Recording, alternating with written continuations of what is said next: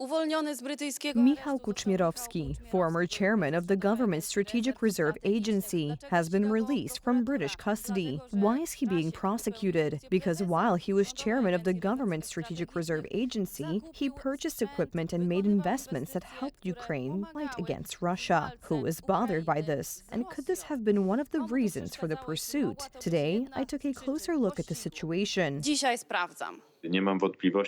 I have no doubt from the accounts of people in Ukraine that our assistance directly contributed to repelling the offensive in Hostomel. These words by Michał Kuczmierowski from an interview with TV Republica lead to an obvious conclusion.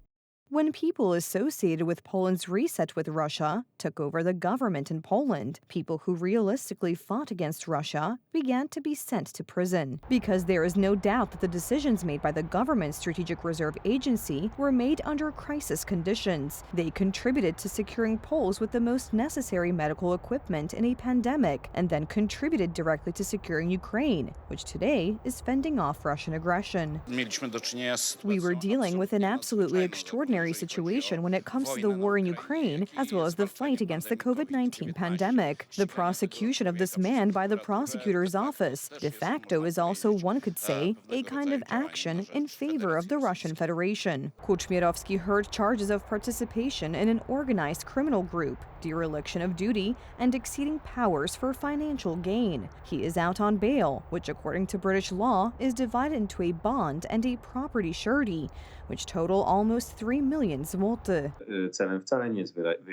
The goal is not at all to clarify this case. The goal is not at all to get the truth, but to keep me and others in detention for many months, and possibly many years, on manipulated charges. Therefore, the British court will have to take into account whether the fact that Mr. Kuczmierowski acted in a state of higher necessity, acted in a state of tense war relations, including with Ukraine. This is something the Polish court, if it were to decide, cannot overlook. Former Prime Minister and close associate of Michał Kuczmierowski assures of his innocence. This is a heartless government that pursues its brutal interests, and the tenders of the government's Strategic Reserve Agency, which the prosecutor's office took under scrutiny, therefore ran afoul of the fact that they were countering crises, first the pandemic, then the war with Russia. He is a person in the eye of the current government because he shows a kind of causality that previous governments had, as opposed to the current government.